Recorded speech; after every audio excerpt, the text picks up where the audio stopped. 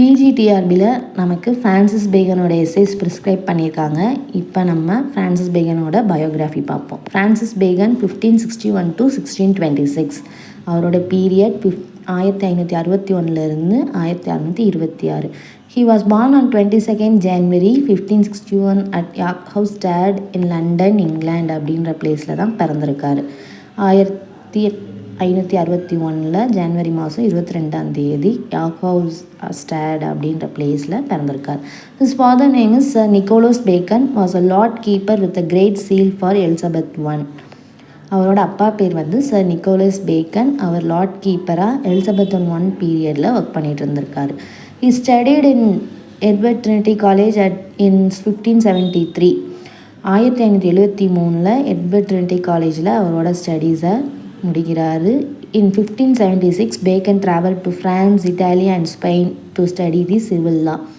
அதுக்கடுத்து 1576 civil law படிக்கிறதுக்காண்டி France, Italy, Spain அப்படின்ற பிளேசஸ்க்கெலாம் ட்ராவல் பண்ணி போய் படிக்கிறார். In 1579 return to London and practice of law at Gray's Inn. 1579 மறுபடியும் லண்டனுக்கே திரும்புகிறாரு. அவரோட லாலாம் படிச்சுட்டு இங்கே கிரேஸ் இன் அப்படின்ற பிளேஸில் ப்ராக்டிஸ் பண்ணுறாரு லா.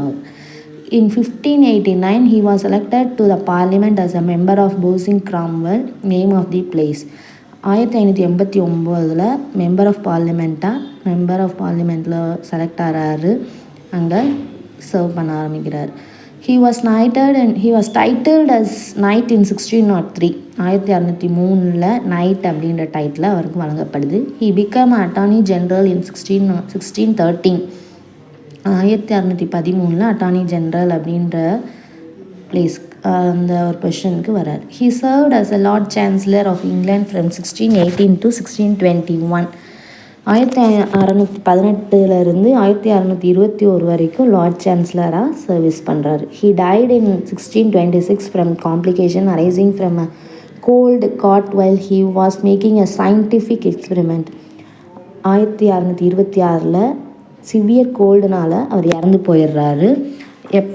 எப்படி அப்படின்னு பார்த்தோன்னா ஒரு சயின்டிஃபிக் எக்ஸ்பெரிமெண்ட் பண்ணும்போது அவரால் சிவியர் கோல்டு அஃபெக்ட் ஆகி இறந்து போயிடுறாரு.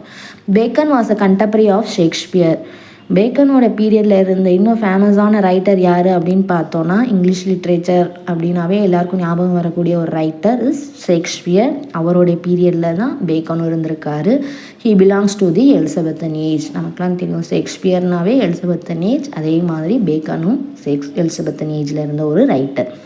He was a writer, philosopher, lawyer, statesman, scientist and essayist. Bacon ஒரு writer, philosopher, lawyer, statesman, scientist and எஸ்ஏயிஸ்டாகவும் இருந்திருக்கார். He is known as a father of English essays. பேக்கனை father of English essays அப்படின்ட்டு கூப்பிடுறாங்க. Who is the father of English essays அப்படின்னு கேட்க chance இருக்குது. So bacon அப்படின்ற ஆன்சர் தான் நமக்கு ஞாபகம் வரணும். He was influenced by Montaigne, French writer. Bacon யாரால் ஃபஸ்ட்டு இன்ஃப்ளூயன்ஸ் ஆகி எழுத ஆரம்பிக்கிறாரு அப்படின்னு பார்த்தோன்னா ஒரு ஃப்ரெஞ்ச் ரைட்டர் Montaigne அப்படின்றவரை இன்ஃப்ளூயன்ஸ் பண்ணி தான் எழுத ஆரம்பிக்கிறாரு. who wrote essays for the first time. Bacon is also known as a father of empiricism. அவரை இன்னொரு பேர் வச்சும் கூப்பிட்றாங்க. என்ன அப்படின்னு பார்த்தோன்னா ஃபாதர் ஆஃப் எம்பியரிசம் அப்படின்னு சொல்கிறாங்க. Bacon was the wisest, brightest, meanest of the mankind said by Alexander Pope.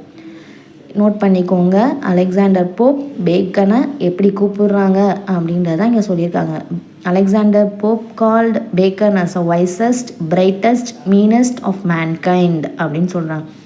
யாரை சொல்லலான்னு கேட்க சான்சஸ் இருக்குது. இல்லை இதை யார் சொன்னாங்க, யாருக்காக சொன்னாங்க அப்படின்ற மாதிரி கேட்க சான்சஸ் இருக்குது. ப்ளீஸ் நோட் பண்ணிக்கோங்க.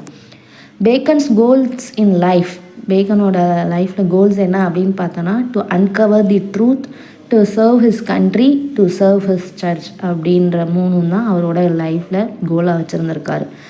Bacon essays first edition 10 essays in 1597, second edition 38 essays in 1612, third edition 58 essays in 1625. மொத்தம் 58 essays இருக்குது. அதை 3 எடிஷனாக டிவைட் பண்ணியிருக்காங்க. எந்த இயர்ன்றதை நோட் பண்ணிக்கோங்க. இந்த மாதிரி கொஸ்டின்ஸ் கேட்டிருக்காங்க. ஸோ நோட் பண்ணி வச்சுக்கோங்க.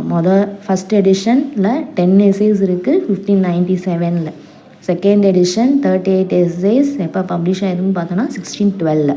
தேர்ட் எடிஷனில் 58 essays இருக்குது 1625.